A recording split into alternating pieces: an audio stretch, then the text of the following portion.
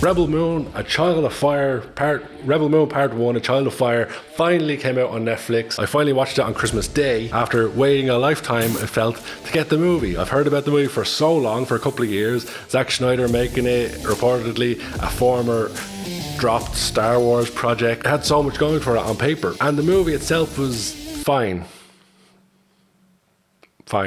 It wasn't spectacular, it wasn't awful, it was fine. But that's the thing with a movie like this, is that I think, similar to Dune a couple of years ago, it's only the beginning, it's only the start of something. So they kind of have to lay the foundations, but Dune did it in a phenomenal way of setting this immense scale, whereas Rebel Moon did something that I think the Star Wars sequels did pretty badly, is they didn't make it seem like it was in a galaxy far, far away. It didn't make it seem otherworldly enough. Now, there are some fantastic visuals in Rebel Moon and spaceships and all of that, but it still felt like it could have taken place in like a futuristic Earth. But it had some good points, it had some good intrigue to it, some interesting visuals, nothing that blew me away. And overall, the overarching story is one we've seen many times before, of someone trying to go around and recruit a band of heroes, basically, to come together to fight off this ultimate bad guy. In many ways, it's kind of similar to Ocean's 11, where they go around and they collect up their team of,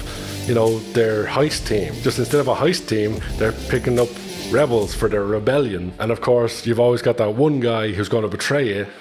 That always happens in these type of things. The overall story was kind of a letdown. The visuals really good in some places. You can see they're building towards something, but overall, I just felt the movie was a little bit disappointing. Maybe that's because of my own expectations. I expected some grand, epic, sci-fi masterpiece, something like we hadn't seen in a long time. And maybe I've been spoiled over recent years because we've had so many great sci-fi TV shows. Not so many movies, but sci-fi TV shows have been pretty damn good in the last few years. And even like the Star Wars, the movies were kind of crappy, but the TV shows have been a lot better. So Rebel Moon was coming along. I had a lot of hope for it. I said it many times on the channel that I was hoping it was going to be one of the best movies of 2023, and ultimately it was yet another letdown for a Netflix movie. But I can see where they're going. I can see the positives. I can see that there's a lot of potential for part 2 to be spectacular, but I'm starting to lose faith in whether Zack Snyder can even deliver that, because I've liked some things Zack Snyder has made. I loved his Justice League, and some people didn't because it was long and because it was in 4:3, which again, I don't understand why people do that, but they do it. I look back on a lot of Zack Snyder's work and it's very hit and miss for me, for my taste. I like 300, but I don't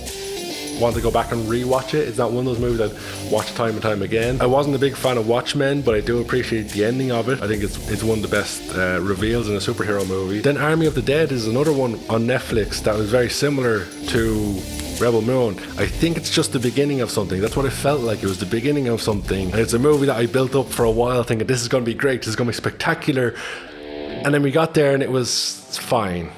It wasn't spectacular, it wasn't great, but it wasn't awful.